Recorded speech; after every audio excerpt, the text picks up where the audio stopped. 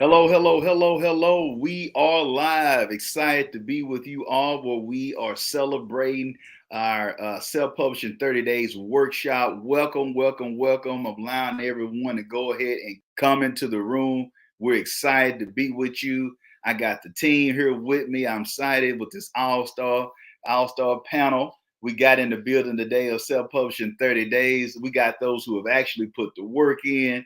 They are experts at what they do. Excited to be live with you today. For those who have registered, those who have come in, we're glad to have you. Glad to have you. Come on into the room. Come on into the room, everyone. We're glad to have you. All-star panel. We got the whole crew here with us. Whole crew here with us. Let me see. I think we got everybody lined out. Have you all-star panel. We got the whole crew here with us. Whole crew here with us. Let me see. I think we got everybody lined out. Have you all-star panel. We got the whole crew here with us. Whole crew here with us. Let me see. I think we got everybody lined out. Have you all-star panel. We got the whole crew here with us. Whole crew here with us. Let me see. I think we got everybody lined out. Have you all-star panel. We got the whole crew here with us. Whole crew here with us. Let me see. I think we got everybody lined out. Have you all-star panel. We got the whole crew here with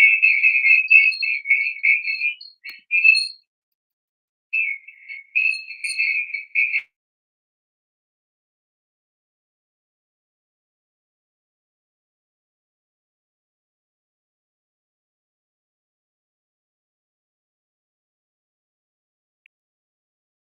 Okay, I don't know what that background noise is, but I rebuke it right now in the name of Jesus. I'm taking authority. I'm taking authority right now. I don't know what that background noise is, but I rebuke it right now in the name of Jesus. I'm taking authority. I'm taking authority right now. I don't know what that background noise is, but I rebuke it right now in the name of Jesus. I'm taking authority. I'm taking authority right now. I don't know what that background noise is. I rebuke it right now in the name of Jesus. I'm taking authority.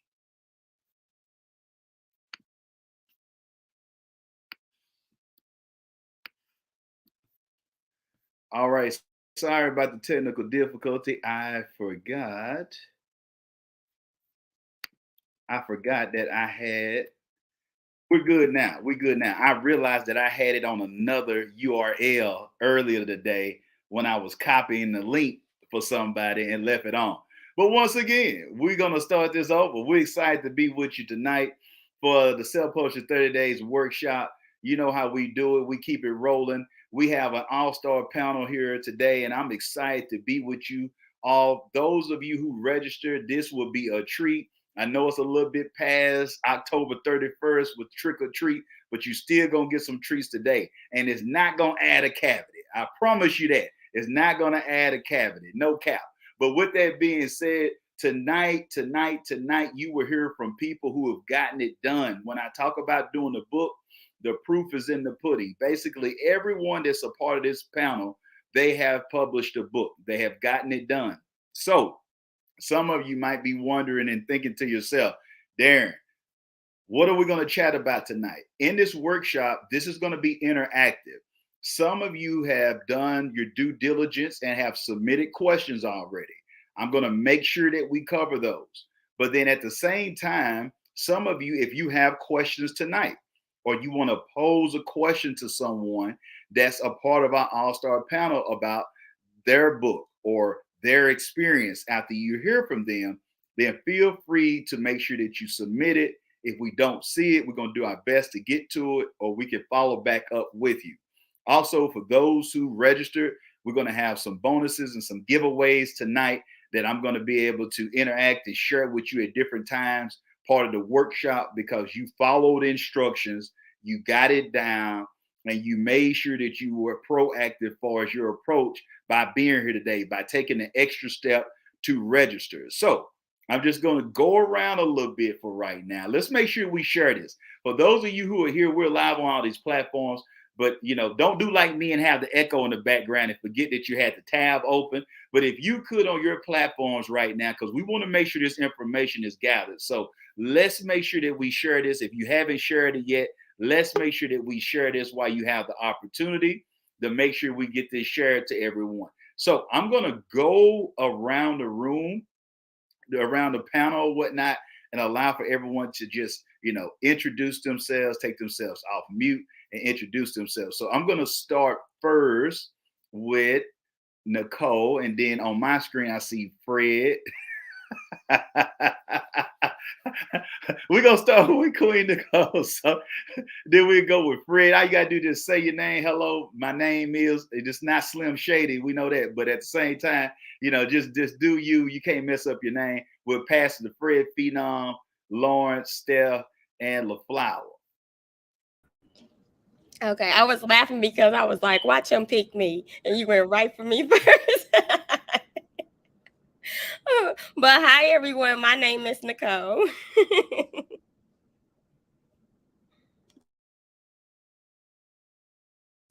You finished, Nicole?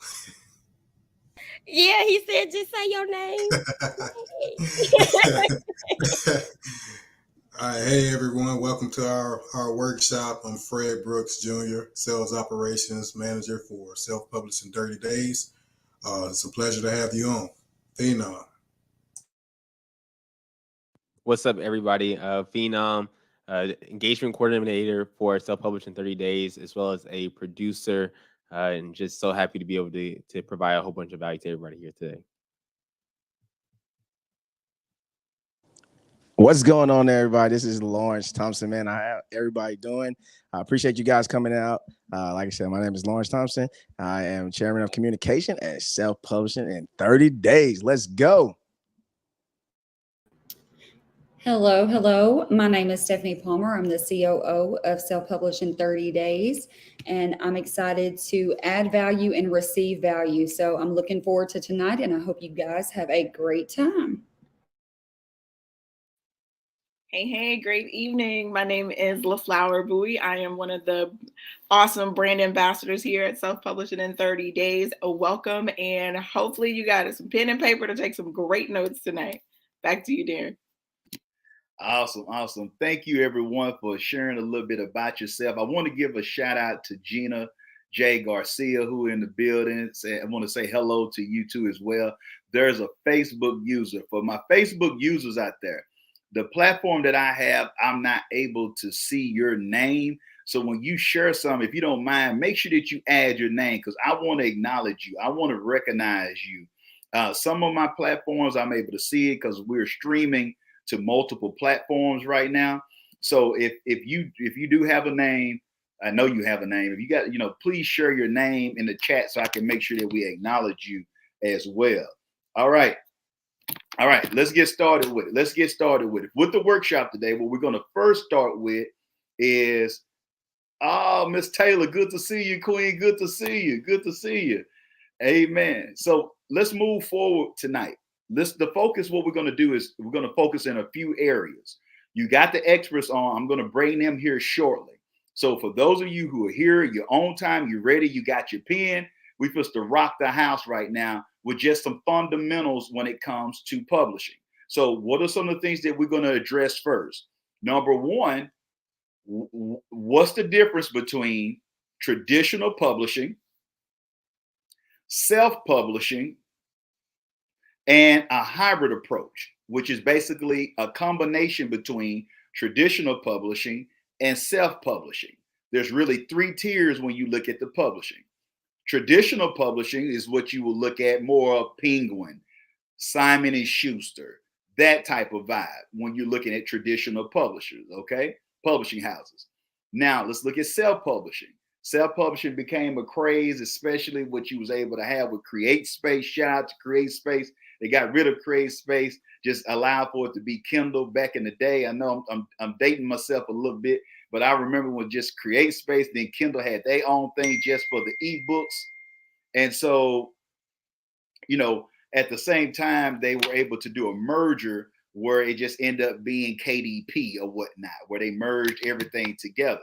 So you got self-publishing, which became a craze because a lot of people were able to benefit by not dealing with traditional publishers and just being able to go straight to the market with their books. Okay, so we're going to deal with that. Then also the hybrid. The hybrid is where, you know, you can look at where you can get the best of both worlds. So basically, you got someone or an entity or a company that is actually operating as like a traditional publisher by being the one-stop shop for all the things that you need, basically, when it comes to your book.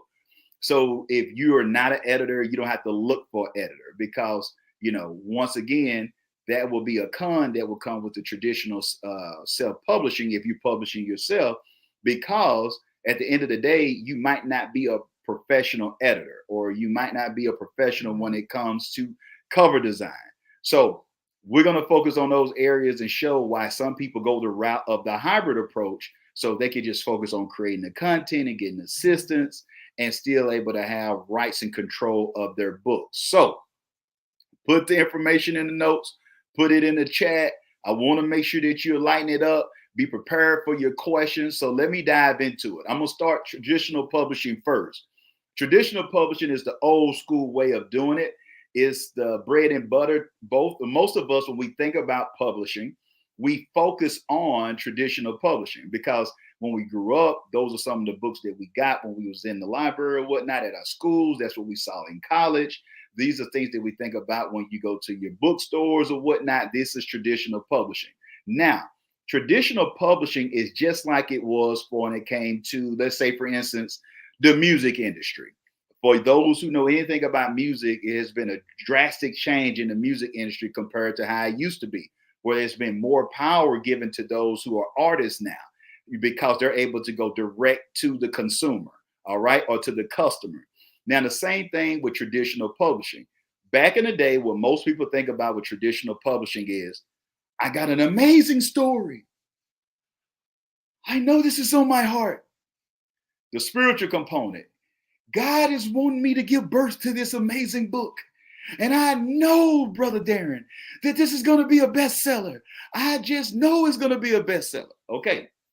Nothing wrong with that. I'm not telling you what God told you. I'm not telling you what's on your heart, but I understand that. Now, traditional publishing would be this way. You would write your manuscript, take out your pen, you would write it or type it up.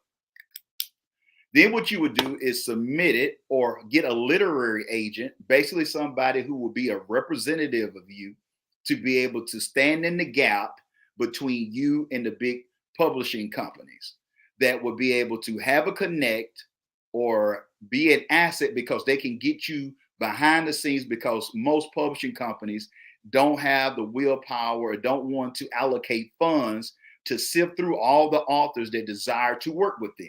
Okay. So that's what you would get, a literary agent, somebody that can get you through, negotiate a great deal for you.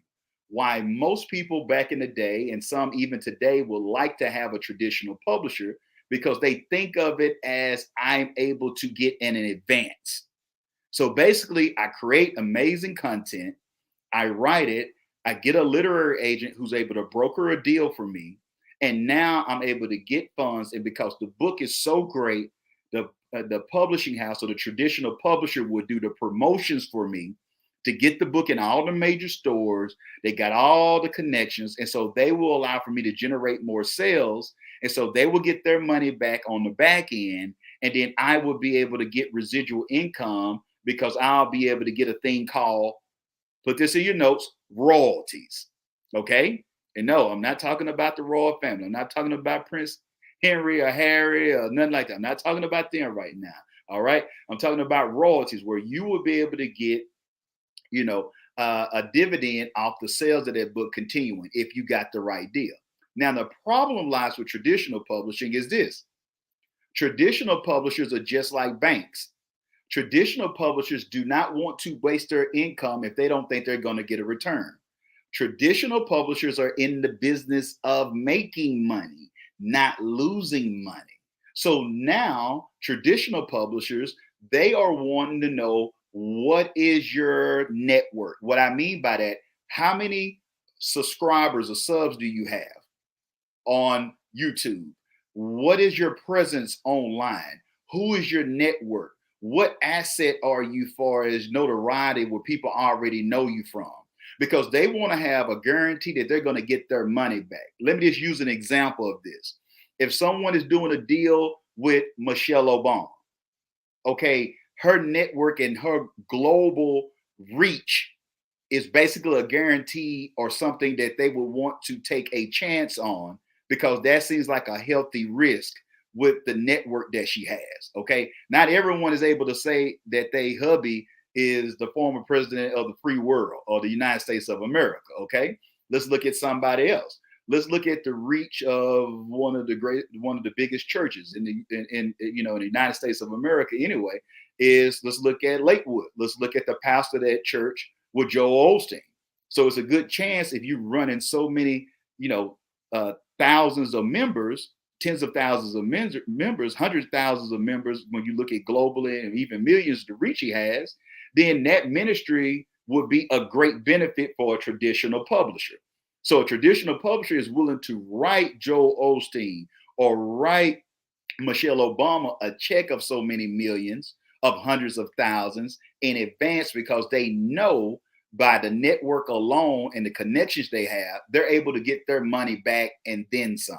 Okay, let's look at that. Now, for the regular Joe and Jane out there in the world, who your husband is not the former president of the free world, or you don't have a congregation of millions like a Joel Osteen, then they are looking at you and saying to themselves, I know this is not proper English, but ain't nobody got time for that.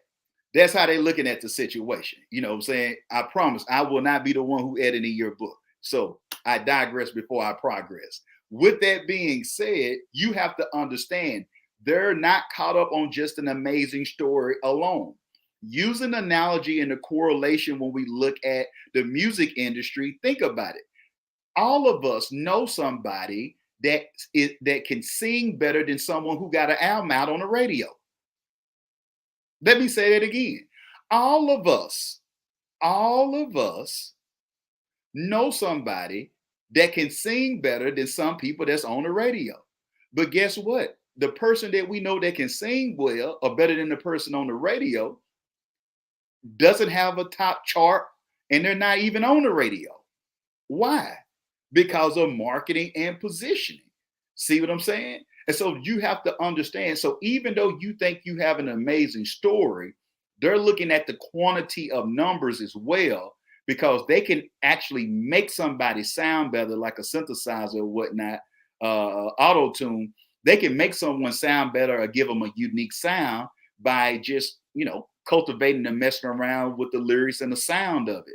It's the same way when it comes to those who are looking at doing a book with a traditional publisher. A traditional publisher is looking at, if you can get me the people that you got access to, we got ghostwriters and others that are able to cultivate the content you have. So even though if it's not you at all that wrote it, we can make it somewhat good enough to be able to get it out to the masses. So let's use another example. Let's look at somebody in the hip hop world. I know I shared Michelle Obama. Then I share it with you, Joel Osteen. Let's look at my main man.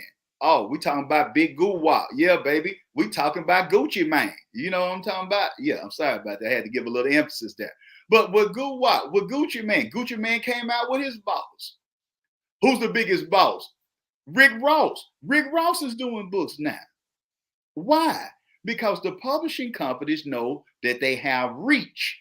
So that's who they want to deal with. So where do we fall in place with that? There are other people who we work with, say, for instance, market leaders or business leaders who have realized, like, Darren, I already have the reach. I might as well do the book myself because I'm still doing the work. So if I'm able to get the quality the way that I want from a traditional publisher, why not just self-publish the book myself? Okay. Now, we dealt with traditional publishing. Now, traditional publishing keeps a lot of the intellectual property or the rights of the book. So that is something that you want to be careful and aware of too. Also, traditional publishing, another con of traditional publishing is that traditional publishing will want to tell you when and where you can put the book out. So you might want to put your book out within the next 60 days or within 6 months. But a traditional publisher has control over your project. So they are the ones who are able to dictate to you when and where you could put something down. See what I'm talking about? I hear you, sister, talking about, ain't nobody got time for that. I hear you out there. I wanted to steal Sister Taylor in there in the business. But that's the key. They are able to tell you what you want to do. So those who are market leaders that we work with, they might have a speaking engagement in Orlando, or they might be in the UK. And so that's detrimental to them and their brand and opportunities that they want to have by having somebody else telling them what they can and can't do. So that's another reason why some people have left or had a mass exodus from dealing with traditional publishers. Okay. Now, let's look at this another level. We dealt with traditional publishing. Now let's look at self-publishing. When we look at self-publishing, put self-publishing in the chat, put self-publishing in the chat. Self-publishing is great because you can not have to deal with any of those cons. If you have your book ready, you can just go and upload your book if you got all the metrics right, and you can say that you got a book. You can say, you can check it off the list. I'm an author now. Mama, I made it. That's what you're able to do with people. You're able to let them know that you made it. You are able to be an author. The issue with this is that even though you're able to get to the market faster, you're able to get to the people who you want to get to. These are the things that are actually a con when it comes to self-publishing. If you are looking at leveraging your book, and we'll talk about this in a minute with the B squared method, put B squared method. Yes, you can share it publicly. Yes, you can share it publicly. Please share it publicly. All right. So let's look at the B squared method, book to business. So if you're leveraging the book for your business and you did it all yourself, and you know that you don't have a doctorate in bookology, so to speak. Yeah, I just came up with that. All right. You don't have a doctorate in bookology. The book can be an asset for you, but it also can be a liability. What do you mean by that? Yes, you checked it off the list and you did it, but you are competing with people who actually got their stuff professionally done. And no one is going to be able to give you a pat on the back and give you a pass and say, oh, well, she tried or he tried. But they're going to look at you and say, wait a minute, I'm looking at booking somebody to come and speak to my organization. This person book looked like I did it, and I don't know what the heck I'm doing when it comes to a book. But then this person book, wait a minute, this is professional. So who just got the gig for $25,000? The person who invested in themselves. So even though you thought you might have saved money on the front end because you thought you cut some corners, well, what do you mean by cutting corners? Okay, what do you mean by cutting corners, Darren? I'm gonna share exactly what I mean by it. Okay, you tried to find somebody online that was supposed to be able to do the formatting. You let Miss Johnson, who's a retired 8th grade English teacher who teaches Sunday school, you let her edit it, okay?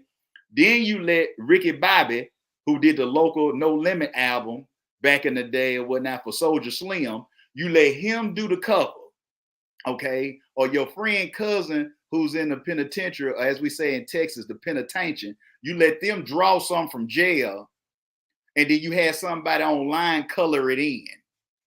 Now you are displaying and putting that out there online, and because somebody that was in a little broke group, writer group, told you, don't you spend all that money. They gonna get you. Master gonna get you. You don't spend all that money. You put that book online. And then what you find out is that your book is a hot mess. As the older women in church will tell you, when your stuff is trash, bless your heart. Because if you don't have nothing nice to say, you don't say nothing nice at all, okay? But they're not telling you what you really need to hear. Your stuff is trash, and you can have it on your heart, and God love you. But the people who are booking you ain't gonna love the hot mess that you bringing out there. So for those who are looking at putting something professionally done, that's when you start looking at a hybrid approach. We dealt with pros and cons of traditional publishing. We looked at self-publishing. Now, let me just give you some clarity here. If you just want a book done, if you don't care, if you're not trying to leverage the book, then by all means, you can just throw the book any kind of way up. I'm going to tell you that flat. I know I'm a founder of this company, but I'm going to tell you, you don't need to invest anything. If you don't care who see the book, if you're not getting any engagements off of it, you're not looking at growing your brand with this, then you can just upload the book however you want to upload it. You perfectly fine to do that. But for those who are looking at leveraging this as a play, or you might have an heirloom, you might just say, hey, I just want my kids to have this. I don't care if anybody would ever see this. I just want to just have something that I said that I did. Perfectly fine for you to be able to do that, okay? But if you're talking about, I want to leave my job, and Darren, I have a passion to be able to grow my business, and I'm willing to tell people my expertise for them to understand, and for somebody to look at you as an expert, you're going to have to get it together and invest in yourself, because if not, they're not going to do business with you and you're going to miss opportunities. Let's get into the hybrid approach. When you get into the hybrid approach, what we're looking at here, the hybrid approach is where you bring in the best of both worlds. Yes, before R. Kelly and Jay-Z broke up and it was a prison sentence, there was a thing called the best of both worlds, okay?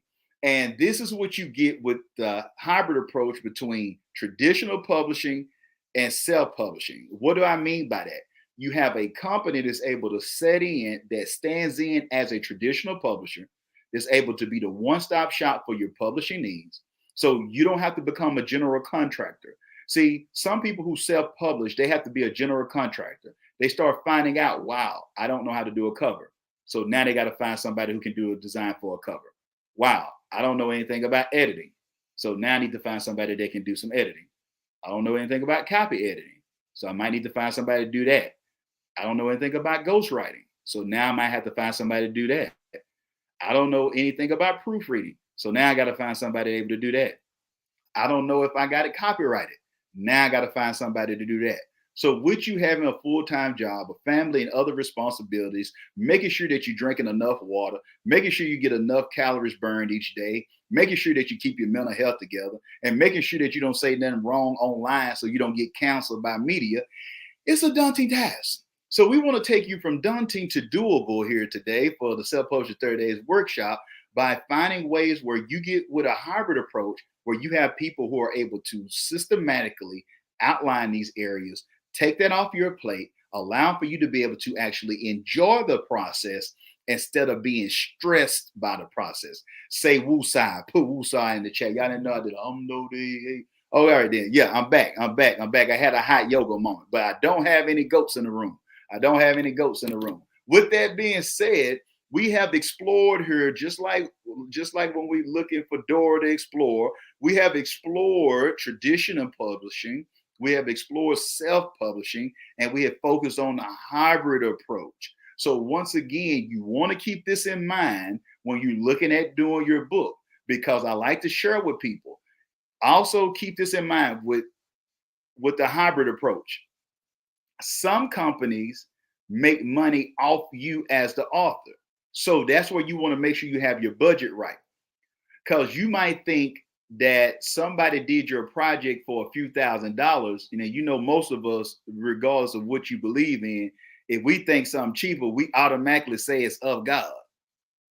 Okay, some crack costs just $20. That don't mean it is of God because it's just $20. Okay, you know what I'm saying? But some people, it must be the Lord. And then what you don't understand is this. Let's keep this in mind. What you'll start finding out is that people will have hold of your intellectual property. So let's just say, for instance, someone can say, I'll do your book for $3,500. But you got quoted anywhere between $5,000 to $10,000 or $20,000 somewhere else.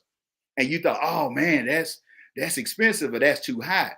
But what you didn't understand, because you're so caught up on the dopamine of being able to say, I'm on Amazon. Look, y'all, I told y'all I was going to do the book. I'm on Amazon. You so caught up on that you're not thinking about the B squared method, book the business. So while you're excited about being on Amazon, and by the time you had that book launch, 60 to 90 days after that book launch, then you start realizing, like, wait a minute, I'm not seeing any money. I'm not seeing anything happen for me. Why? Because you don't have the intellectual rights to the book. So now that company is selling your book on their website. You got to go through that company to even get your book. So now all of a sudden you're wondering, like, what's happening?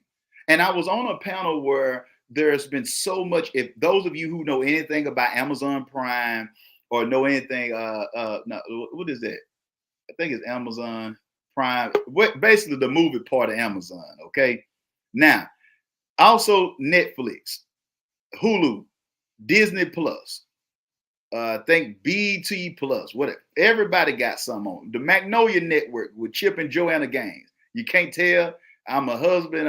So that excites me now. Besides ESPN and HGTV with House Hunters and House Hunters International, so I can travel like Lawrence or whatnot. You know what I'm saying? A bit of step my game up like him and Philip and whatnot. And the whole crew. Then I want to be on that level. So with that being said, this is what you got to keep in mind.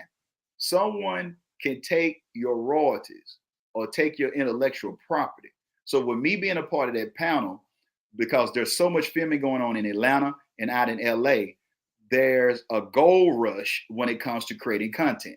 So you got people who are creating short films, documentaries, and full-fledged movies who have budgets, and they want to take some of these stories from people and create content to create movies with it.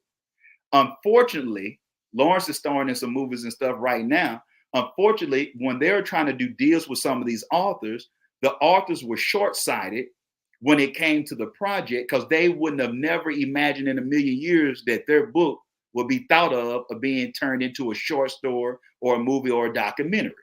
So unfortunately, they took the bait with the $3,500 project, gave the rights to the publishing company. Now, when Hollywood or Atlanta comes to do a film on it or independent deal, they don't have rights and control over their books. So they don't have rights over it. So now they're sleeping with the enemy. And now the publishing company that they thought was of the Lord, that was of God, now all of a sudden they realize they were sleeping with the devil. See, you got to rebuke that devil. Rebuke the devil in the chat. Now, so you don't understand it. So even though you thought you was winning, you found out that you were sinning. Let me pray for you right now. I'm put my hand. I'm about to lay hands on you. All right. But with that being said, I want you to understand this and don't miss out on these opportunities, because what'll end up happening, it will catch you on the back end. So some of you might say, well, I do self-help, Darren, and I'm here to inspire. I'm here to empower. I'm here to uplift people. I'm with you, brother. All right. We understand that. Now, it's a young lady by the name of Brene Brown that just got a big bag. Y'all didn't see this? Y'all thought it was a mic drop, but it was a bag drop because she was able to do a documentary off the stuff that she's been able to do with her book. So not only are comedians getting stand up and getting access to money or whatnot, now all of a sudden with a stand up, they're needing content so bad that they're even showing keynote speeches, getting opportunities to make money on Amazon and Prime and all these other platforms. So, and short stories is happening all over. I got a guy right now that I'm working with right now. He has a short story with his book, but he didn't even understand that he had gave rights to the company. So now he's working on his second book. He's getting with us for consulting to get him free from the other book because he's trying to do the short story, but he don't own rights and control of the book. Okay. Lastly, before we pass it on to the rest of the panel, I want to share this with you. For those who just think it's a bright idea to go on Amazon alone, I'm not knocking Amazon. You want to have a presence everywhere, but you want to have it where people can buy the book directly from you. Why, Darren? The reason being is if it's on Barnes & Nobles or Amazon, Walmart, or any of those online stores, they take 60% of your profit. I'm going to start right there. 60% of your profit. After you put the money down, after you wrote the content, after you had to go through all that you had to go through to give birth to this idea, you're going to give somebody else 60%. And this is before you pay taxes. And I got a little secret for you. And they're going to take 90 days or more to send you your royalty check or direct deposit it to your account. Did you hear that? They're going to take 90 days with your money from your book. They got their money immediately, but they're going to make you wait 90 days before they direct deposit or it show up in your account. Third point, you don't have any access to the people who bought the book. So you don't know who bought your book. And you got to take them at their word that only this many people bought your book. And that's the reason why we gave you the funds that you got. Well, can I get a list of who wrote it, who bought my book? No, we don't keep up with that information. But they can tell you that you like going and buying certain kind of clothes and perfume, and they can tell you all the things that you did the last time you was there. But for the authors, though, they don't have records of it. For some reason, the camera was off. By like Amazon, just like Instagram can't stop all the bots, but they can do everything else, but they can't stop bots. You whatnot, if you say something about anything else, like a shot or something, they'll shut you down. But with that being said, it's amazing how this works. So we have focused on pros and cons when it comes to traditional publishing, self-publishing, and the hybrid approach, and what you want to look at, and the importance of intellectual property.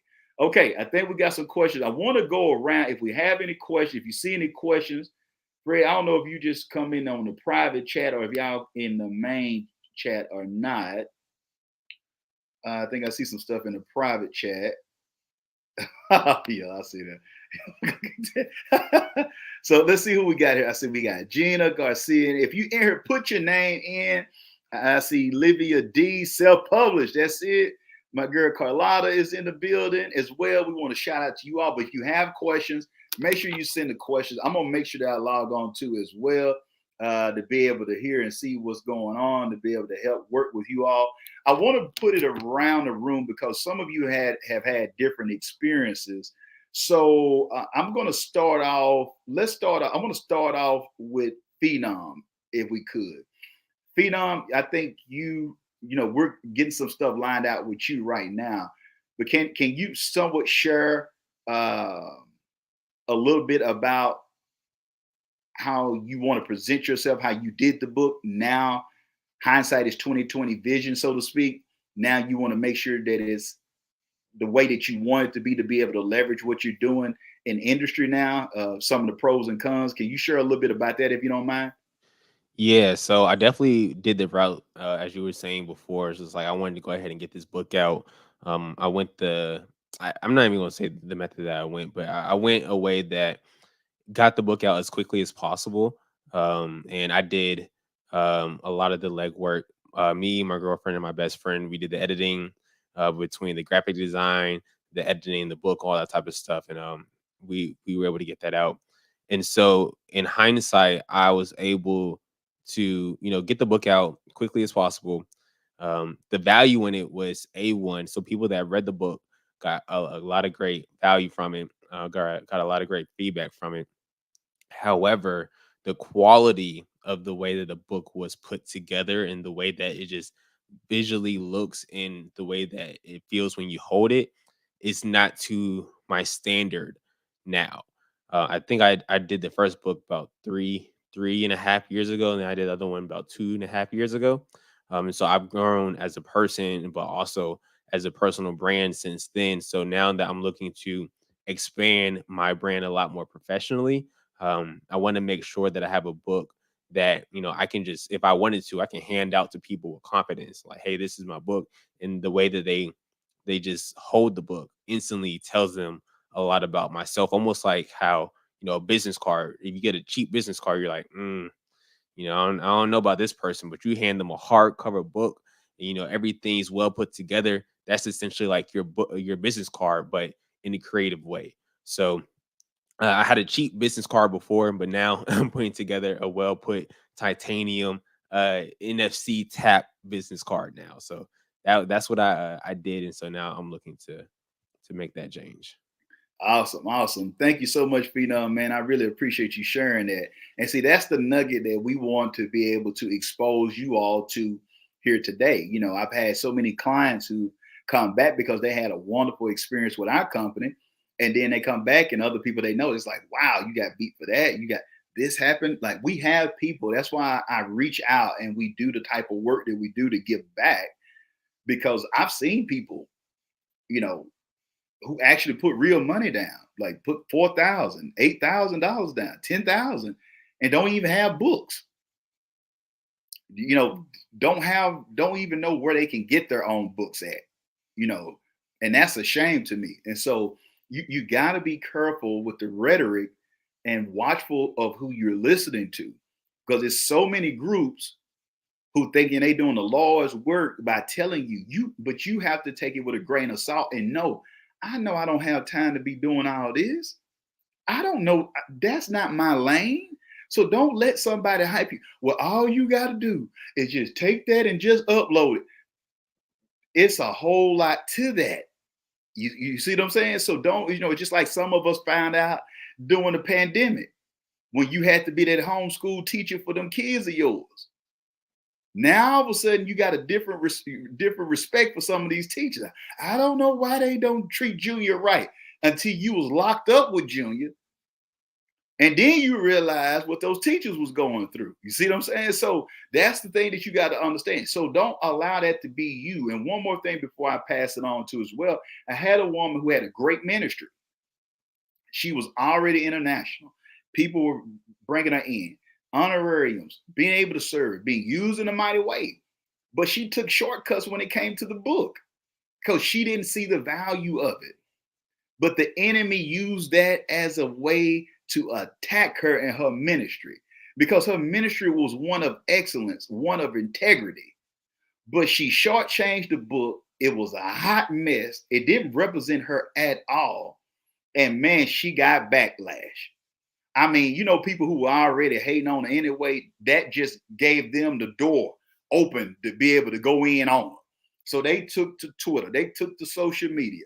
It was such a headache for the woman, and she was losing opportunities because of this. So she just actually took the book down just completely. She said, Darren, I wish. See, sometimes you can think that somebody is telling you something and it sells it because you think, okay, well, they got a vested interest. But that's where you have to make sure that you take it and understand it. Like, hey, everybody, some people are trying to help you, not hurt you. But you have to understand that and do your due diligence. I'm not saying that it ain't people who are scam out there, because there are people out there like that, don't know what they're doing. Okay, but you got to understand that when you have a platform, you can't listen to people. You can't just keep thinking that you're going to go somewhere for $197 to a trap writer's boot camp with endless mimosas and twerking and think you're going to come out with the right type of book. It's not going to happen for you. Okay. So don't allow that mentality to direct you on the way that you should go. Okay. I want to pass it on to as well. I want to give opportunity for LaFlower. LaFlower, if you don't mind, I would like to hear you share, because we were able to connect on a book with you, but at the same time, I want you to go back a little bit, if you don't mind, and share how you was somewhat looking and your mindset at the time before before you was able to know the things that you know now. And, so you can show that mindset to where people were and how you can start reaching for stuff. And it might not get you exactly what you wanted and how you need to get the right counsel. Can you go back a little bit down memory lane, throwback Thursday a little bit, and help somebody else about your mentality when you was first getting started and looking? Absolutely. So, yes, I was looking a few years ago to publish my first book. And I am a mom, so I was so on my DIY, like I can so do this on my own. And I connected with a few other people who had self-published, books, and I'm like, okay, I think I can do this. But I did realize, I'm like, okay, I don't want to edit the book. I want more eyes on the book. And that's how we ended up connecting. Someone referred me, and they was like, oh yeah, all you do is pay this amount. I'm like, bet I can do that. But I'm so happy that, you definitely just kept it 100 with me. You told me total truth. And I think you actually shared that story about the woman who was in ministry, and, that hit home with me about, your brand. And so it's not just about editing. It's about how, I'm saying, it's like, how does your book feel in people's hands? What does it look like?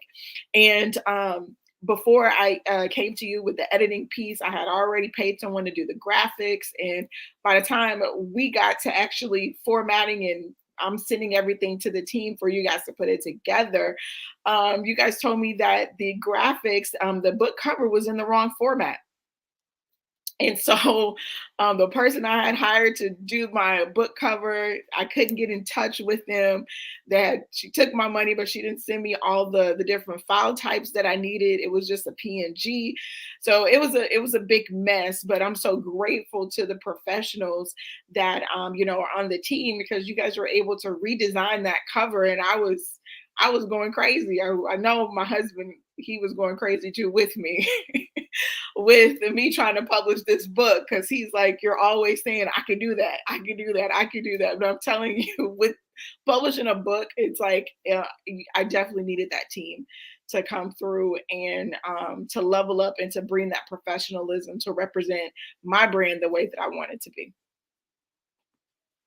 Awesome, awesome. And I appreciate you sharing that, because that's very important when you do that, because that's a point that needs to be made for those who are paying attention and listening to this. You also, if you got a partner or got family, friends, and loved ones who invested in these projects, you got to make sure that you show up, because people are looking, you know, like Miss Scott on there. Shout out to Miss Scott in the building. Good to see you in the building, Queen. And so, you know, that's something that people got to understand. So if someone is investing in this project with you, and they're seeing thousands of dollars go out the door, and now somebody's out of sight and out of mind, and you can't find them, that can make anybody's heart jump or skip a beat. So you got to make sure that you're doing the due diligence. I always tell people this: if you're going to do it the right way. You know, if you're going to do it the right way. That's the key to it. If you're going to do it the right way, to make sure that you dot your I's and cross your T's. I know I'm being a little cheesy here with a dad joke, but with that being said, you know, I'm gonna have to throw that out there in the mix anyway. But you want to make sure that you get the right people on your team, that you're making sure that you're leveraging the book to be a professional, because I want those to focus on this. It's really not about the $20 book. It's about the opportunities that the book will afford you, the rooms that you're able to get in, the networking you were able to do, like Phenom shared earlier. These are the things that you want to keep in mind when you leveraging doing a book. Now, if you have, it's just like if you're trying to get an opportunity for a job, or you're looking at getting a loan, but if you come in and you got hot Cheeto prints on your jacket, on your shirt, you know, it don't look like that you even bathed, you haven't combed your head at all, you don't look groomed, you don't look respectable, you know, you know, people putting Febreze on the seats when you get through, thinking that you might have to bathe in a few days or whatnot. That is not appealing. And that reeking and that stench that you come in, how you show up is how people are going to view you. Let me say that again. How you show up is how people are going to view you. So if you go with this mindset and you let somebody who think $200 is too much money and they think somebody being robbed, oh my goodness. We had somebody the other day, they did a power to people movement on me, you know. So y'all know I'm down for the culture, but at the same time, I got to do what makes sense too as well. And man, the people went berserk. Oh my God. They said, Darren, what are y'all doing? It doesn't take this to do a book in today's society. And mind you, this person hasn't ever did a book before. The person who's giving us all this advice. All they got on it, they started crying and talking about it. Don't take this and take that, but they had no clue. So I'm going to ask you again, tell you again, watch who you're taking advice from, because you will end up losing out on opportunities listening to somebody who hasn't ever done a book before, who they hadn't ever did a book. They don't even know, or they might have a skill set that you don't have. Let me say that again. There are some people who are gifted and talented in certain areas. You know, it's like podcasts. Say, for instance, there's some people who can do the podcast. They can edit the podcast. They can do sound bites on the podcast. They can come up with clips. They can come up with captions. They can upload it on all the major platforms. Now, some of us are not blessed with that talent. And then some of us don't want to allocate time to that. It's just like mowing. I don't want to mow. I done mowed too long. So if I'm able to invest in a company that can come and just mow for $30 or $40, that's well worth me not having to have a breathing treatment. You know what I'm saying? Breaking out, tired, about to dehydrate. You see what I'm saying? I'm trying to be like a young man like Fred over there. You know what I'm saying? He can go up there and run up hills or whatnot during the morning. But I'm just saying, I don't want to do that. And if it means that I'm less than a man because I don't want to mow the yard, then so be it. I'm standing for something. If you don't stand for something, you'll fall for anything. I'm standing up. I done mowed too long. Even if I do have a zero turn there, phenom. But I want to pass that on to somebody else who love to do what they do. Okay, that's the same way when it comes to your book, when it comes to your projects, the things that you're doing. You got to keep that in mind when you're leveraging what you're doing. Get experts, people who know what they're doing. All right, let's talk a little bit. I want to hear. Darren, I'm sorry, but I want to piggyback off that real quick. Go ahead, brother. Go ahead.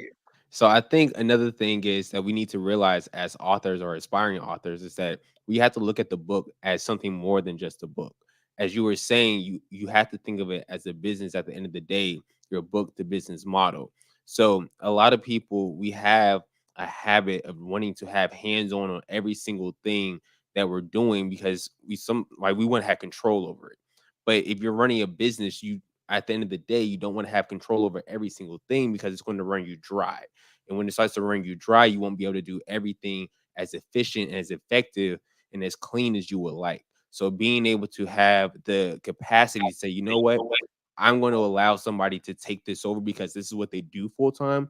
I'm going to just focus on the skill, my creativity, and just let everything else happen on its own because that's the way that I want to run my business. I'm still going to be the face. I'm still going to be the author, but I'm still have to be able to let other people do what they do behind the scenes because it's still a business. That's it. And I love that, Phenom. I'm glad that you was able to share that helpful information. And for somebody else who's listening on there, I tell people, even if I talk to them, I'm not editing the book. I'm not trying to edit the book. I'm not trying to do the interior design. I focus on vision casting, leadership, recruitment, partnering. I'm going to tell you my real gift. Surrounding myself around brilliant people. See, because I don't have ego and pride. I don't have no problem with people being smarter than me. And that's sometimes what happens to smart people. They got to be the smartest person. I have no problem not being the smartest person. But I know, oh, you do this well? Okay, let's connect. That's the game. That's how you can leverage and go to another level. I don't have no problem showing love to nobody because I'm able to say, hey, that person right there did that. It wasn't me. I don't have any problem with it. But some people, they want to have all the kudos to them. Like people, they cook. They say they want help when they cook, but they really don't want no help when they cook because they want everybody to talk about how good the food was. And they can gloat and say it was them that did all the work when they done sweat out their weave and their edge. I'm sorry, I'm talking about somebody else. But with that being said, they did a lot of extra work. And then at the same time, then they'll say, nobody ain't helping me. But really, they don't want any help. And that can hinder your business. It can hinder you when you do your book because some people want to say, now, you're not the best writer. So why are you trying to say that you wrote the book when you don't know how to write? Get help with the writing. Partner with people with the writing. Don't just hold the book hostage because you're not a writer. I'm going to be like the McMillian woman. How Stella got her groove back. You're not like what's her name? Is it Tracy McMillan? Well, whoever, Jerome Dickey, whoever. Now your stories don't sound like Jerome Dickey.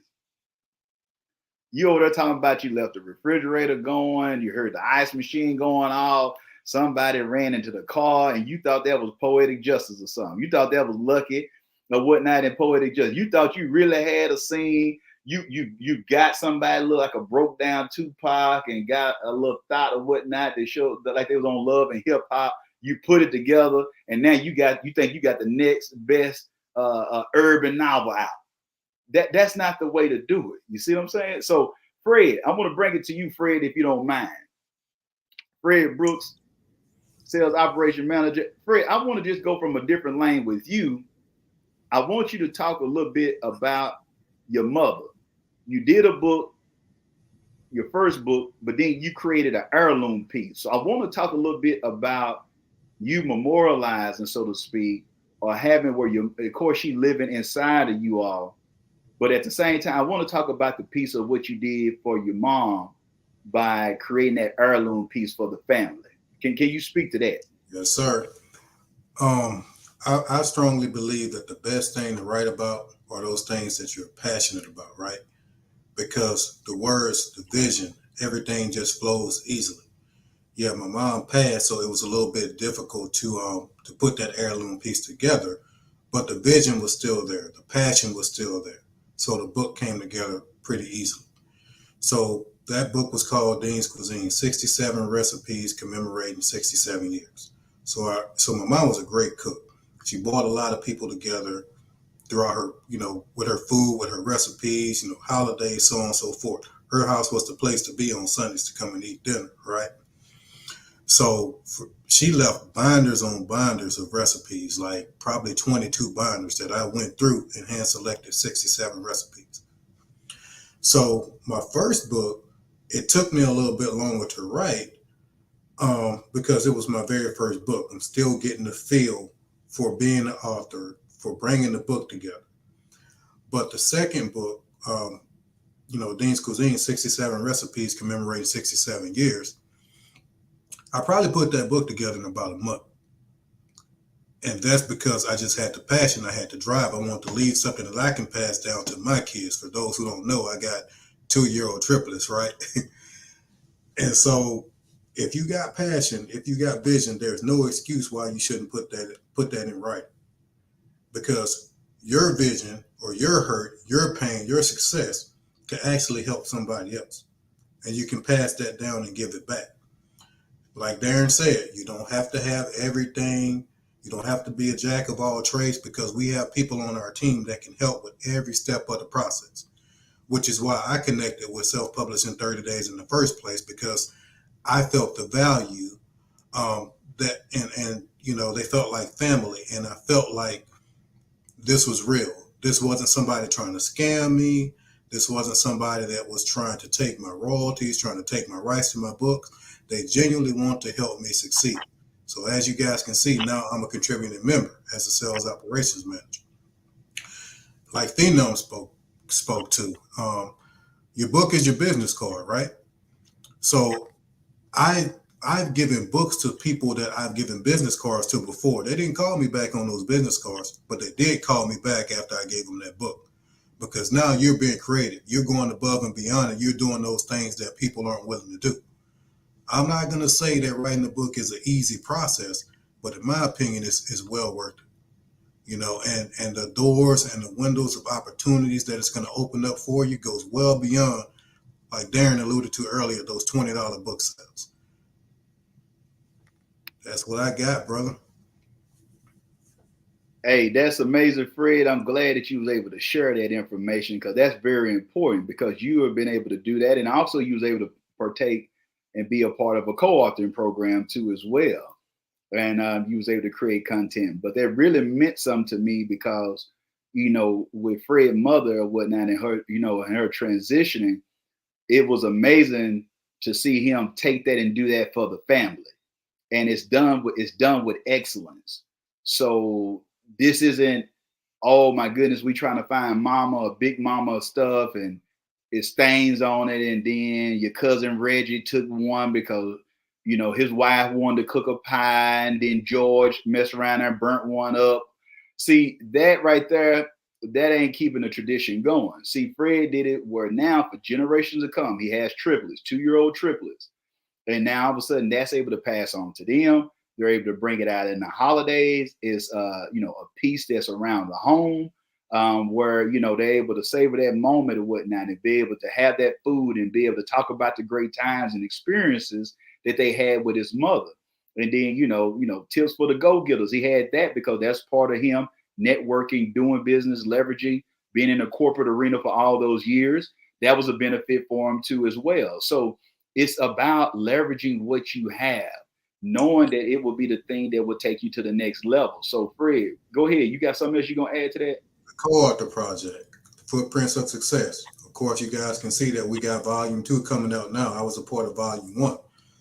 I love the co-author project for the simple fact that it connects like-minded individuals. You get introduced to people that you may have not even had the opportunity to get linked up with, before. But everybody wants to see everybody win. It's not a competition. It's less. There's a big table, enough room for everybody to eat. And that co-author project and being a part of it can definitely help, excel you or propel you to the next level. Yeah, I'm glad that you brought that up with the co-authoring project, because that's something else that you want to look at, because co-authoring allow for you to get access to a network. Because some of the things that keep people from doing the book is saying, I don't have a network yet. I hadn't built up enough of a following. So I don't know if it would make sense for me to do the book. And so by you joining with this group, or if I do the book, who's going to read the book? So by you connecting with, 10 or 12 or 20 people that's a part of a co-authoring project, that will allow for you to scale your reach, because now I might read the book because that Lawrence is in the book, or LaFleur's in the book, Nikki or Philip or Stephanie or Fred or whoever it may be. But the issue is this. The thing is now somebody who doesn't even know me at all will be able to read the book too as well. And we are strategic by putting information about that person's business or what they do to be involved in it. So now all of a sudden it allows for others to be able to connect with you. And we've seen deals happen because we got people from South Africa, Chile, from the KC, Kansas City, Houston, Chicago, the UK, Vancouver, Ontario, Windsor, Ontario, Toronto, Montreal. All these people are coming together. We got 2-time daytime Emmy Award winners from the Steve Harvey Show to people who are just starting over, who came out of halfway house. And so the amazing thing about these stories is this, that when you see them, the people are saying, I was able to connect with that person. That person's story connected with me. So it's like Fred's mother's gumbo. It's a little something in there for everybody in that pot, when she would make it. And that's how it is with the co-authoring project. It's a little something for everybody. So somebody might can't relate with the person who was the executive producer for the Steve Harvey Show, but they can relate to somebody who, I'm 45 and I'm starting over. My kids done left the house. We empty nesters. What do we do with our relationship now? I'm at the best shape, best health in my life, but spiritually, I might feel like I'm distraught. Everything is going great. We making money, we doing good, but now I feel bad because family, friends, and loved ones aren't at the level where we are financially. See, so it's all these type of things that bring a healing that's therapeutic, that's able to benefit those who are involved when it comes to these type of projects. I want to bring it up to Lawrence too. I want to bring it up to Coach Lawrence, Memphis finest, you know what I'm saying? The man himself, the myth, the legend, Coach Lawrence, man, thank you for serving our country, sir. We thank you for your service in the military, but I want to give an opportunity for Lawrence to just share. And Lawrence, kind of walk us through your process of doing a book. Because similar like Phenom, you just like, bro, I got to just get this out.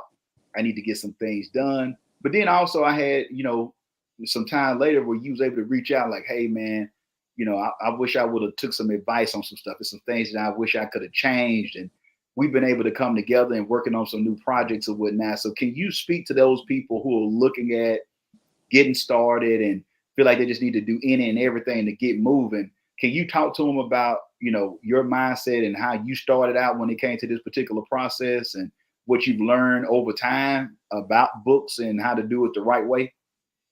Yeah. I appreciate you guys for allowing me to be on here and all this good stuff, man. Appreciate everybody who's been watching, everybody who's on here. Make sure you guys still share, invite people, right? It's you kind of wrong, man, if you're not sharing this out to people, man. So what I did is I call it the shotgun effect, right? At first, I'm this exciting, speaker, want to be, create leverage and stuff like that. And somebody said, hey, we need to start a book. So I seen Darren and them doing books and stuff like that. So you know what I did? I can do it myself. And so I get in there.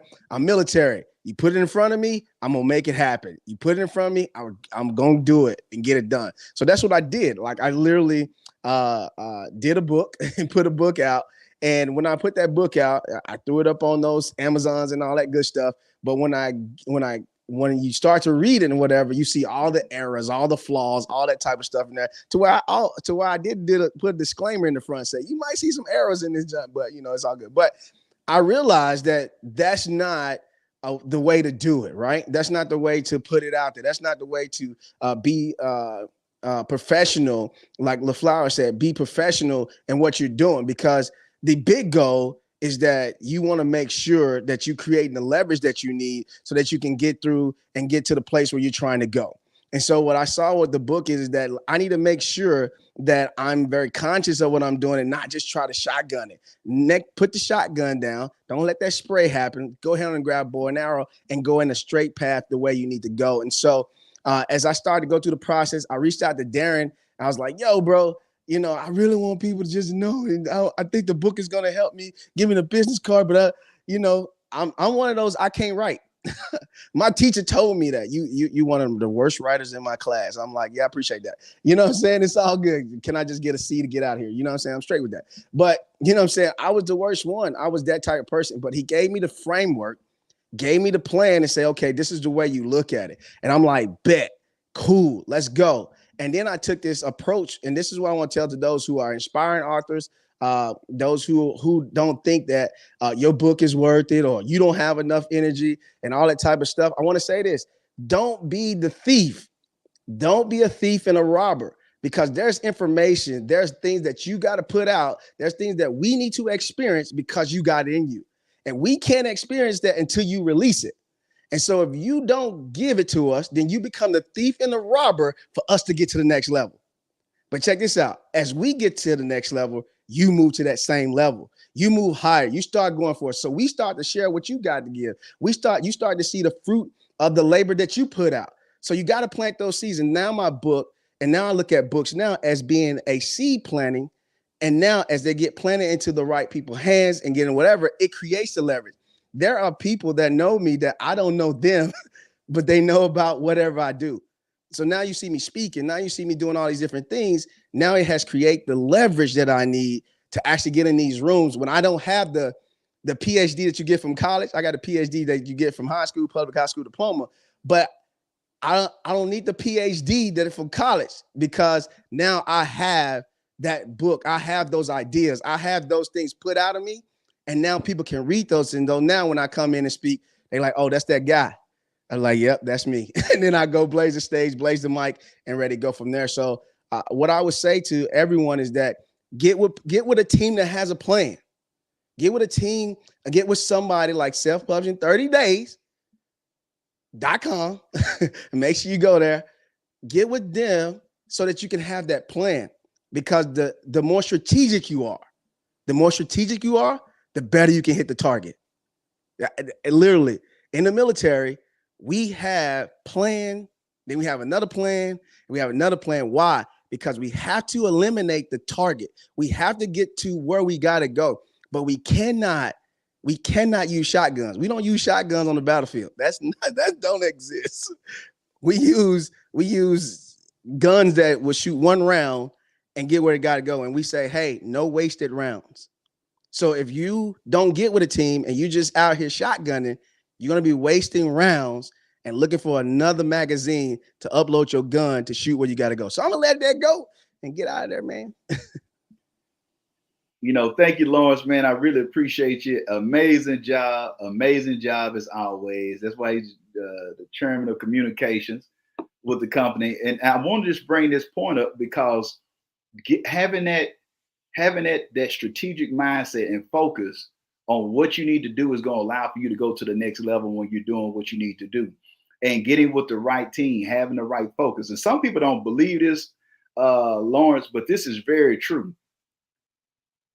Having a book, the right type of book, it gives you just as much clout in people's mind. They have actually did studies on this, that people view you on the same level or more as somebody who has a doctorate. Like, this ain't made up. Like, this is not, we just coming up with something. You know, when you go into, you get access just like where somebody else got that student loan debt or done took all these years, you get looked at and viewed as an expert in a lot of rooms. You get opportunities. So this, I like to use this too as well. Like for those of you who saying, okay, you don't have to just be an entrepreneur with this. Let's just use, for example, look at some colleges. The professor who is an author or has leveraged himself as an expert and they have written a book, they typically are getting paid from multiple universities. Before COVID and all that happened, there were people who were just Skyping in and speaking to a class and was getting money. They didn't have to be there for student hours or whatnot to be able to advise students and talk to them. But the people who were looked at as generalists, they bet not miss an opportunity to be there to be able to talk to the students or miss class. So how is that fair that somebody else is getting paid from 4 or 5 different colleges, pre-recording something and sending it out? Why? Because they had the book and they was an expert. So whether this is entrepreneurial or you in your own lane, just keep that in mind. I have one gentleman, I love to share this story. One gentleman that I know, he had a desire. He stayed in Chicago. His college sweetheart lived in Detroit. So he wanted to be closer to her. So he interviewed for a job with a company that allowed for him to be able to get into Detroit. But he leveraged this, and this is just giving y'all some good information right now. I want y'all to pay attention to this one. What he did was, I told him, when you do your book, matter of fact, he had a quote book. I said, when you do the book, you got the book done, go into the interview, and after you get through, before you get through, give the HR department or director a copy of this book and say, this is your new publication. So after he did the interview, he said, just as a token of my appreciation, I want to give you my new book to show you that I appreciate the opportunity. Why am I bringing that up for those who are listening? Because even though this person wasn't an entrepreneur, he wasn't in sales or anything like that, HR departments and people are looking at, what are your soft skills? What are you doing outside of work? They're looking at building up their resume as well to say that they brought top talent in. So when you're able to give that, and they're able to have a write-up when they do hire you to say this person is an author, and by the way, they do have a master's or they got this many years of experience, that's a check that they're hiring at another level that will allow for them to get promoted. So when you start understanding these type of things, even in a hiring process, or when you're looking at promotions, just like when you see someone looking at someone who's going to get a scholarship, they're asking, what community service hours do you have? Companies are looking at community service.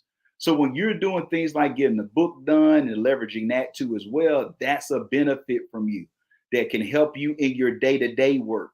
But once again, if you just got somebody who's just editing your book and uploading it, that's a separator. Why our unique servicing point is we give you consulting and understand the difference far as B squared, book to business, how to leverage the book in your career and your business and your nonprofit to open up more opportunities for you instead of just $20 book sales. Okay. So I want to go and ask to go ahead, Phenom. I want to just also just share a real life experience about what you just said. I had an interview one time for a job, and as soon as we got on, I didn't even get a chance to say anything. He said, "I just want to let you know that I listened to your podcast and it's amazing. I listened to 3 episodes and I love it." And the same thing applies for a book. And like, I didn't even know who he was. And like, I had spoken to, I think, a recruiter prior to this, so I didn't know who's going to be interviewing me. But obviously, he had my name since he was interviewing me. He did his Google research, which a lot of people are going to do whenever they're interviewing you for a job or any type of business deal. Anytime money is involved, somebody's going to try to Google you. Let's just be real. They want to know who they're dealing with. And so if they are able to find information about you on that type of level, they're going to check it out, which is going to make them a little bit more open and more interested to you and want to be able to close that deal or offer you that job or whatever it is. The interview went great. But I just want to piggyback off that because it's very true. People, even in a job interview, they'll look you up. That's it. That's it. I appreciate you sharing that, Phenom. I really appreciate that. And also, I want to give a shout out to Mr. Alexander on Instagram or whatnot, showing love. And Miss Scott showing love too. We want to show love to all of you. Make sure you put your information in the chat. Mr. Alexander said, makes you an expert. That's right, Mr. Alexander. That's it. See, we're not making this up. We didn't pay Mr. Alexander to say that. I hadn't even met him before in person, but I'm just sharing with you. This is what people know. Miss Scott said, book is the seed planet. Love it. That's what I'm talking about. See, that's what we want to focus on. And so just understand, people are Googling you. They are researching you. So just think about it. If he had a trash podcast or if his book was trash, then guess what? That would count against him. See, that's the other part. You see why I said that was an asset and a liability? And then you got somebody crazy on there, and you got the cover and it's looking bad. And they go like, oh my goodness. They won't even bring it up. But if it's done with excellence, then they'll rock with you when it comes to it. So I want to bring this up too or whatnot as we get here. I want to give an opportunity for Nicole to be able to share. And so, you've been able to do a book, Nicole, and I know you have been ledger. I know you are, a serial entrepreneur yourself. So what did the book do for you? And, I was able to be there personally at the book launch or whatnot with you and your family. But what I saw, I don't know if you saw this or whatnot, you can share your own story, but I was able to see how it was impacting not only you doing the book, but I saw a ripple effect with your family and what it was doing for people who were connected to you, helping them to go deeper. So could you share a little bit about that, your experience being an author and the ripple effect by you being an author alone, outside of just $20 book sales? The funny thing for me is, which I feel like is exciting to talk about now, is that at first I didn't even believe that I could do it. I had written this like a long time ago, and it was just sitting there. And like you said, you got to be careful, which I've learned, the company that you keep. The company that you keep around can bring you down as well. Especially some people are like, who you think you are? You think you can be an author? Like, where'd that come from? And in my head at first, I thought that I could do it. But when you hear kind of things like that, and it comes from inside people that's close to you, it makes you think like, oh, I just wrote all this. This is dumb to have this here. Like, why would I even think about writing a book? But then what I did was learn how to change my surroundings. So a lot of those people I had to remove. I mean, sometimes you got to love people from a distance. So that's what I did. But I still continued on my journey to writing. I just didn't let nobody know that that's what I was doing. So then I started branching out. I seen a couple of my friends on Facebook that were writing books, and that's how I met Darren. And at first, I ain't gonna lie, I was procrastinating for a minute because I was like, I don't know, her book ain't as thick as all these papers I got here. So it might be a lot. It might take me forever. I don't know what's gonna happen. So I finally got on the phone with them, and my experience with self-published in 30 days was amazing. I feel like it changed my life. Like, I felt like they grabbed me by the hand virtually and just walked me through all the steps. And then when I had my launch, I almost wanted to cry. I got my makeup done. I got my hair done. And it literally brought tears to my eyes. But I was like, I can't. I just got these lashes put on. Like, I got to be cute today. But it turned out so great. Like, I did all the decorating. It was a blessing to have him there. Not only that, just the staff helping with editing everything, like every little thing. It was a call or email. And I loved that because I had never, ever published a book before. So my message that I would love to give to everyone is that follow your dreams, follow your heart. Like, don't let nobody tell you that you can't do anything. Sometimes you got to remove those people and just remember your thoughts are everything. If you think like, hey, when I get up in the morning, that car might not start, you might have threw that out in the universe, and it's probably not going to start when you get up to go to work in the morning. So just remember, take control of your thoughts, and then be careful with the people you surround yourself with. Y'all didn't know she was a motivational speaker, did you? See that she was worried about what she gonna do. Then she gonna come in and hit us in the head like that. Shame on you, Nicole. Shame on you, gonna set us up like that. You know what I'm saying? You're gonna do us like that tonight. So, but that is true. Don't allow people to take away from what you called to do. Make sure that you take care of your business. Make sure you step it up and get that message out to people so they can be able to hear from your experience. You don't know what doors will open because you shared your story with the world. So just keep that in mind.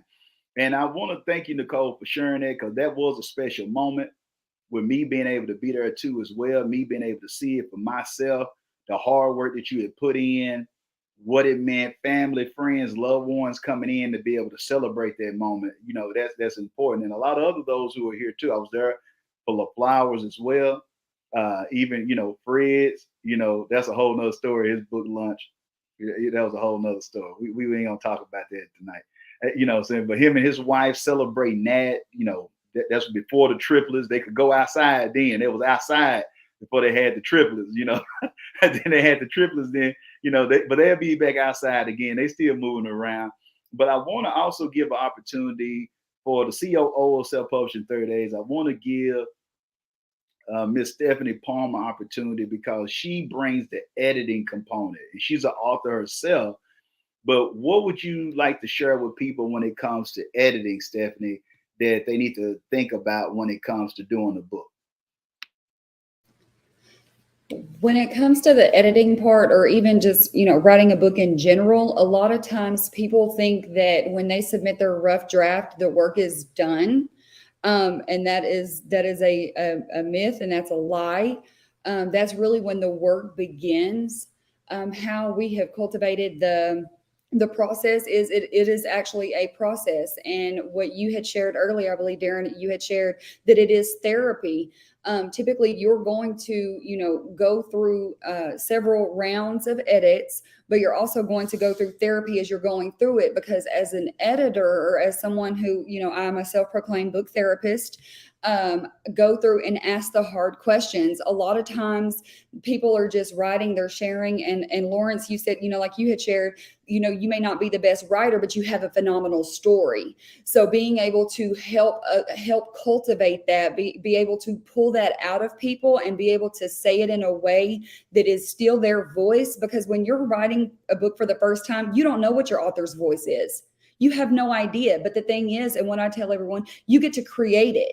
You get to decide what that looks like. If you want to have more of a conversational voice, or if you want to, you know, be more, you know, professional, you get to draw it in however you want to do it. But just know it needs to be something that you're comfortable with and that you're going to be promoting. And anytime that you do the process with the editing, how we operate is you get the final say.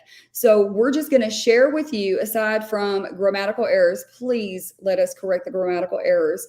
Aside from that, you get the freedom to reject or accept any of the edits, so that you make sure that you're sharing it in your voice. And like what LaFlower had stated, being able to have someone else's eyes on it. How we operate is there are multiple people's eyes on it. So you have, from the initial assessment, someone is being able to kind of break down the developmental component to be able to see, you know, sometimes there are people where, you know, they don't want you to really touch it, you know, like just, hey, just do the fine tuning and don't, you know, I don't want to expound anymore. And then you have others that want to dive deep and be able to, you know, share more and express their thoughts even more. So being able to go through those phases is just, you know, ideal when it comes to the editing. My biggest thing is being able to help people share their story the way that they want to share it.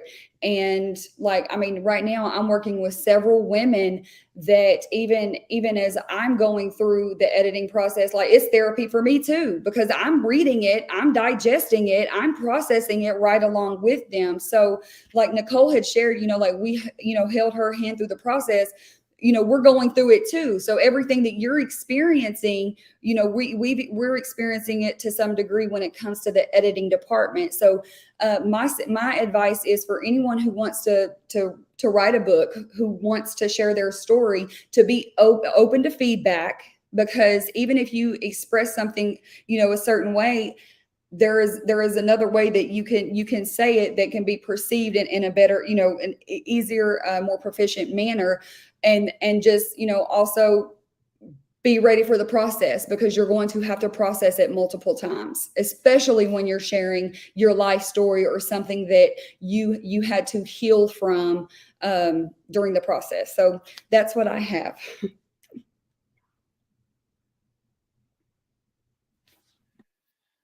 All right, great job, Steph.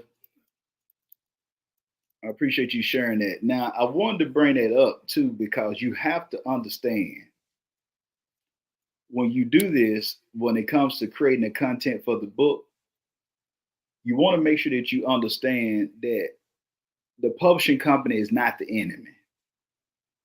We're not the enemy. And what I mean by that is some people don't even want to share their manuscript, the raw and uncut, like USDA states, because they have a limited belief that I don't want these people thinking that I'm not educated. I don't want these people I don't want them to see it looking like this.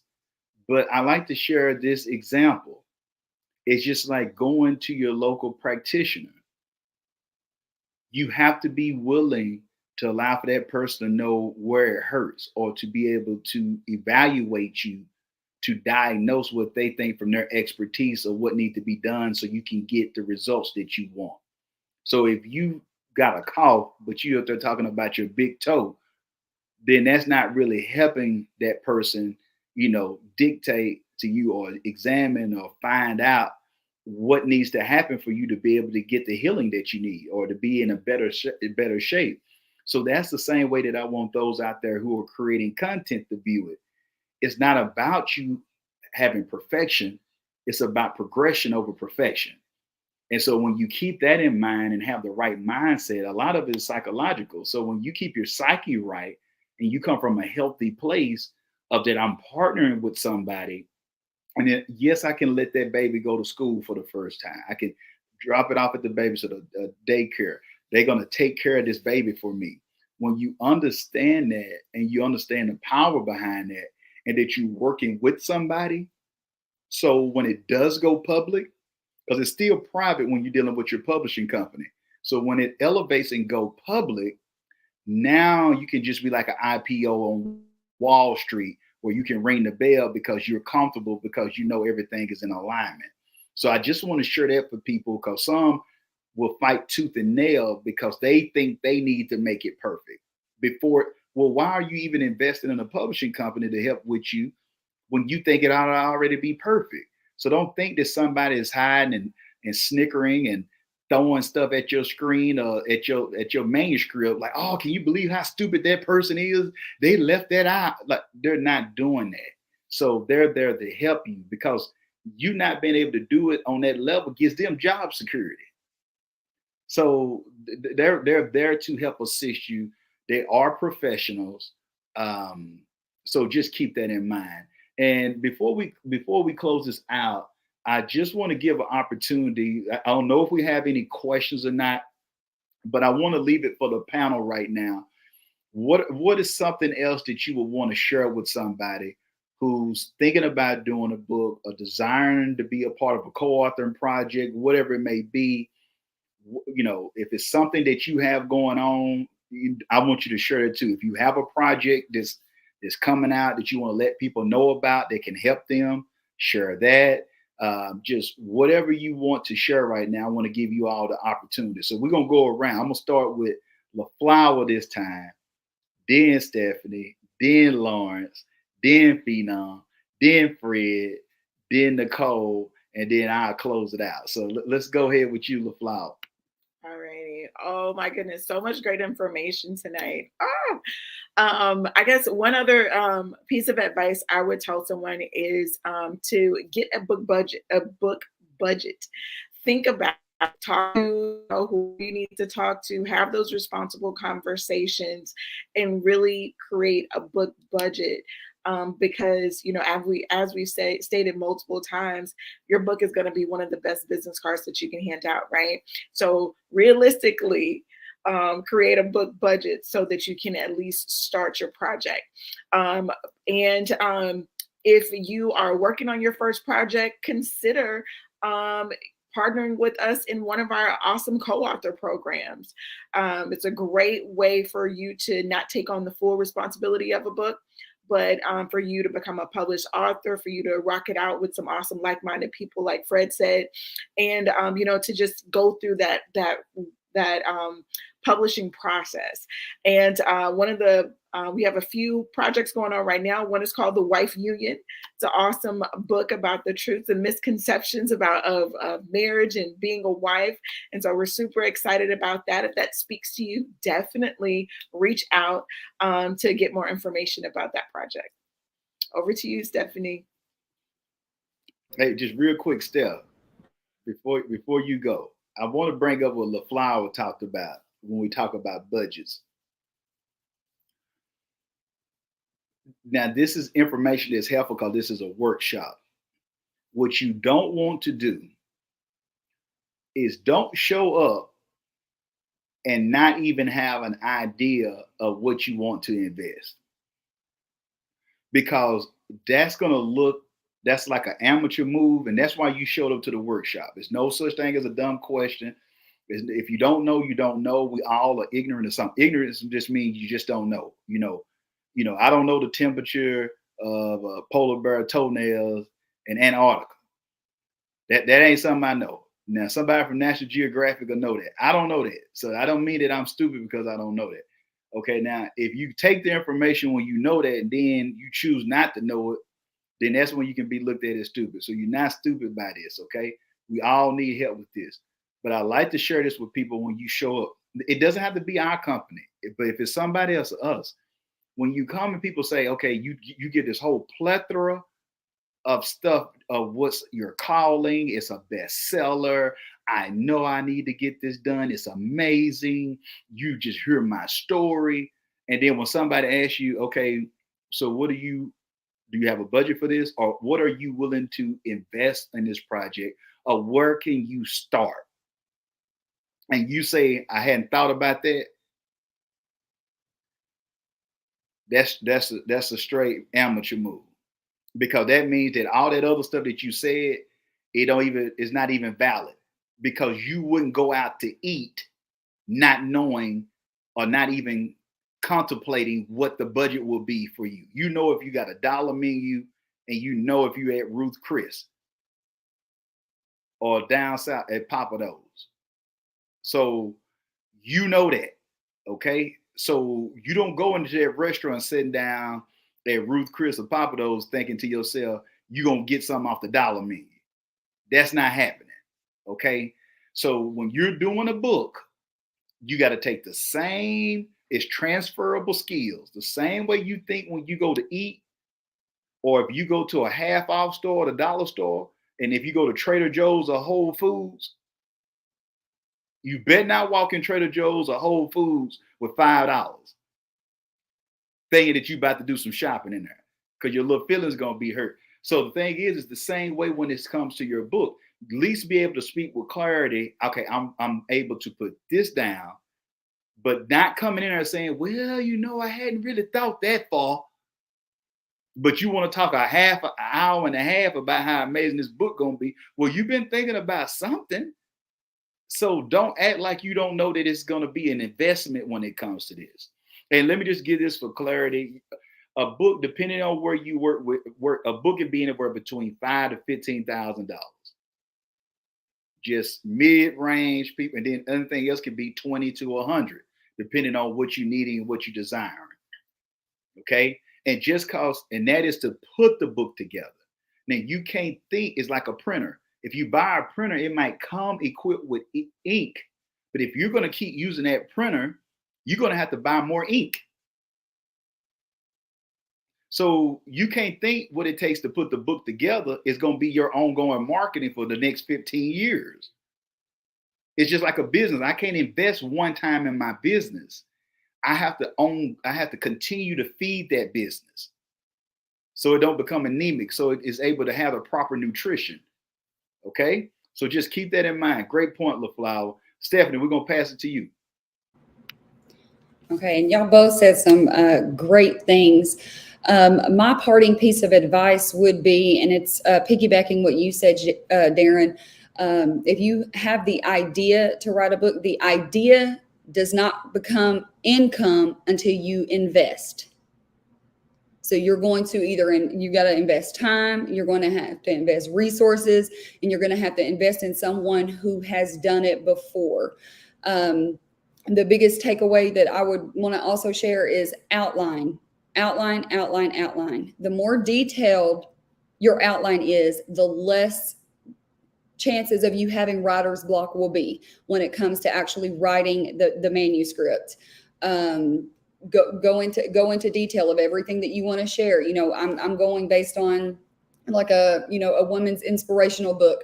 If you want to have, scriptures, if you want to have, different stories of people in the Bible, if you want to have different stories of those that you've been in connection with that have inspired you, be able to go in and add all of those different things, because when you have the outline, that is the roadmap for your book. And I will, share in advance. I will know whether, if you choose to go with our company and use it, I will know whether or not you've had an outline, because it will be more than likely, if you didn't, it is going to be very sporadic. That's the biggest thing. I did have something, it did slip my mind. I'm going to go ahead and pass it on to Lawrence. If it comes back to me, I'll share.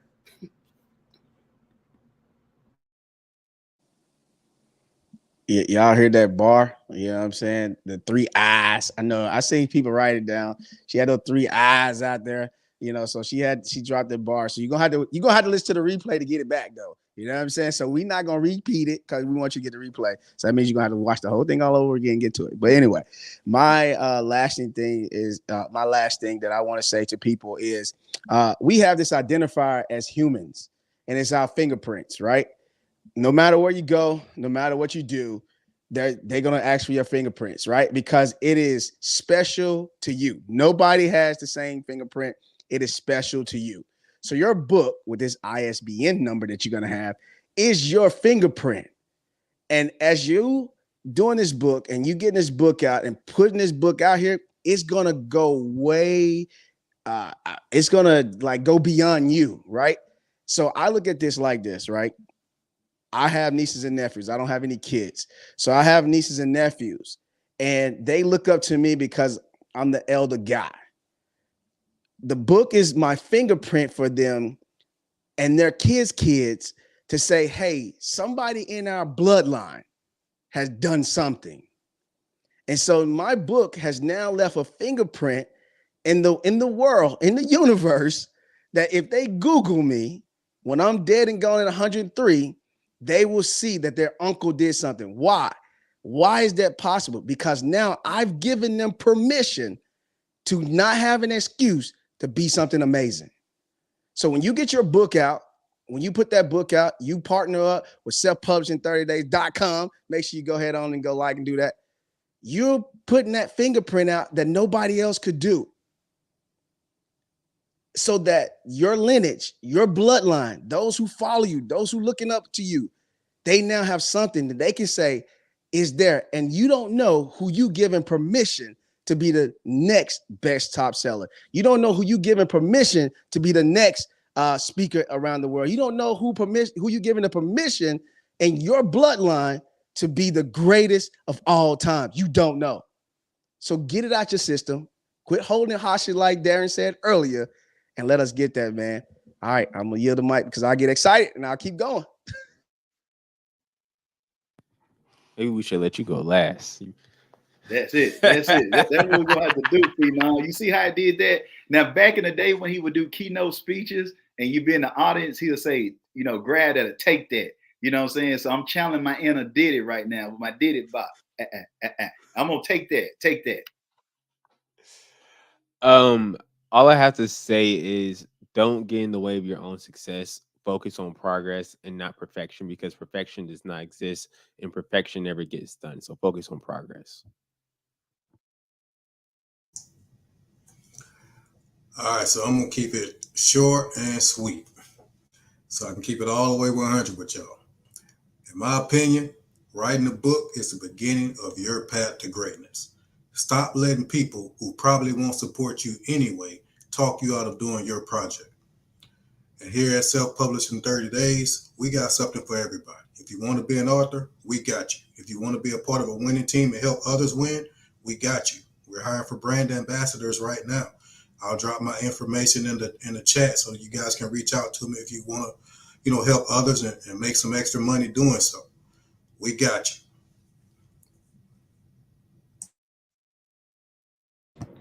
All right, I like what Fred said, and I'm just gonna kind of piggyback off of that just a little bit. It's funny because those same people that didn't support you from the jump, them are gonna be the same people reaching out to you now, and they want to get on your co-author project. So all I want to say is, it should never be no hesitation when it comes to investing in yourself, and we just gonna leave it at that. Hey, Look, go ahead, remember Steph. what I was going to share. Another thing, even with the outline component, is LaFlower did a phenomenal job of it, is to have an elevator pitch for what your book is going to be about. You typically have around 8 seconds to be able to draw people's attention in when it comes to your book. You want to be able to have that. You want to be able to, straight to it. Hey, it's a story about my life and the struggles I went through. It's about who I was as a wife, and all the things. Be able to have that elevator pitch, because that's what's going to be the guiding light for the roadmap for us to be able to draw back from the content, to make sure that elevator pitch, that the content aligns with what you shared, that you wanted the message of your book to be about. So that's just, helpful for the team or anyone that you work with that's going to be able to guide you on that process. With that said, I also have a co-author project going on, Visionistas, Women Who Think Outside the Box. It is for, as Darren shared earlier, it is for any woman who wants to share their story, who has, you can talk about healing, you can talk about trauma, you can talk about forgiveness, you can talk about overcoming. It comes from a positive perspective. We are not bashing anyone in any of the chapters. It is to encourage and uplift and share what you've been through, because I believe, and I don't know if it was Fred or Lawrence, it was one of you guys that had shared, your story is going to help someone heal. And that's ultimately what we want to be able to do with that co-author project. So if you want any more information about that, you can definitely reach out to the team. I would love to give you information. We do have deadlines quickly approaching. I believe the same thing is with the wife union. So if you want to jump on board with this volume, you need to go ahead and contact us as soon as possible. And again, this has been great. I forgot I was even actually a part of the panel because I was so busy, soaking in all the information. So I hope something that, was shared that was helpful to be able to walk you through the publishing process.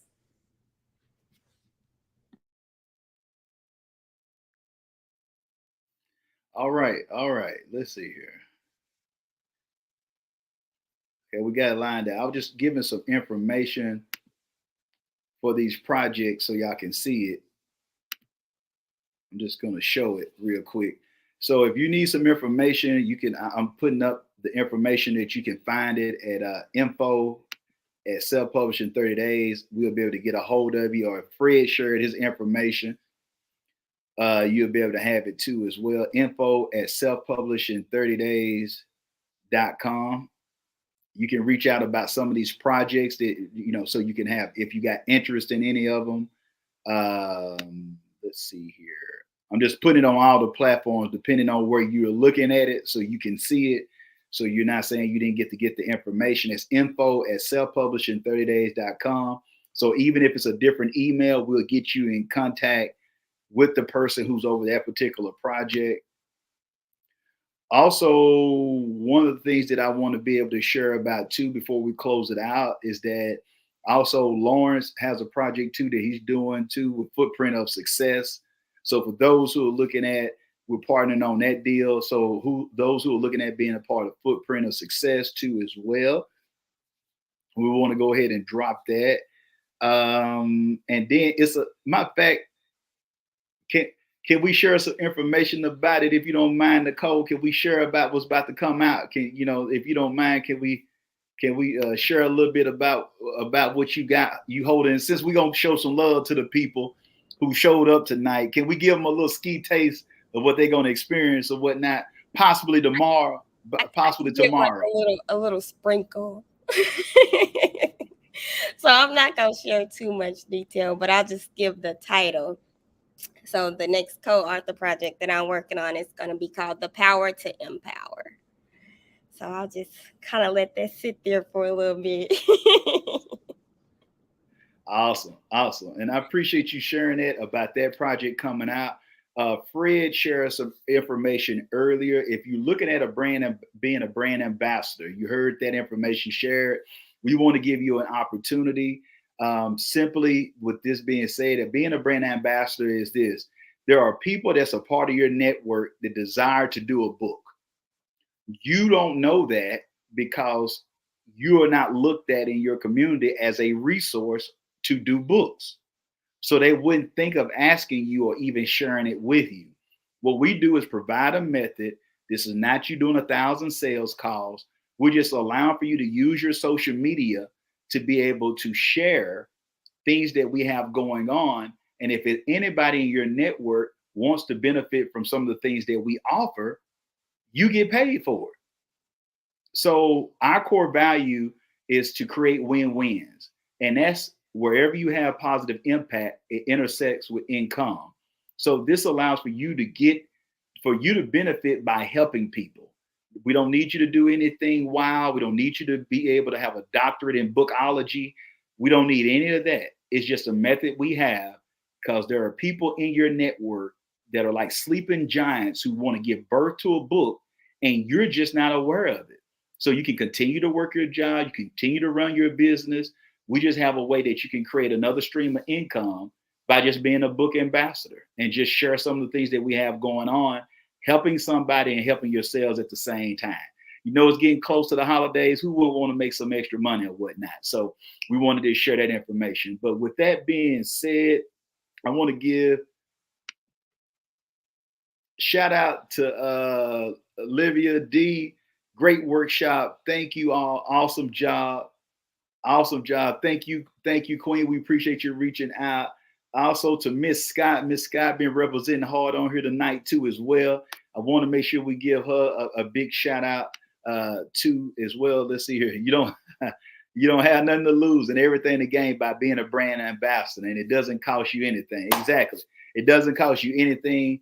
It's just the opportunities we have. But I want to thank all of our panelists. I want to thank Nicole. I want to thank Fred. I want to thank Phenom. I want to thank Lawrence. I want to thank Stephanie. I want to thank LaFlower and Carla, Miss Vessel. She was having a few technical difficulties, but she's a member of the team as well. I want to thank all of you for pouring into people because they weren't paid to show up today. That shows you the heart that the people have. The information that they shared was to be beneficial to you. We could have charged for this. We will have things that we will charge for. So I'm just going to let you know that because, this ain't like it's, a free ride. But I'm just saying that there are things that we have that's available that'll be for purchase or where you're able to invest.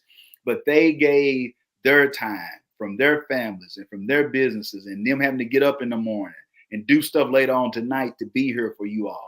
So let's give them a round of applause. Let's put it in the chat. Let's show love to all those who contributed tonight because they gave us a wealth of knowledge. And thank you so much for you all showing up tonight. It really was a blessing to be able to have you all. So with that being said, if you need any help, if you want to reach out, make sure if you came here because of the marketing or because you found out on some of the people pages, when you reach out to us, we're going to have some ways and some bonuses that we'll be able to give to you for being a part of this. And you came through the individuals who are here. Make sure that you tell us who page you saw the post on, why did you sign up for it? And we got some giveaways that we're going to provide for you too as well. So once again, remember that this is the near year for your new book. Until next time, be blessed and be great. Bye for now, everyone.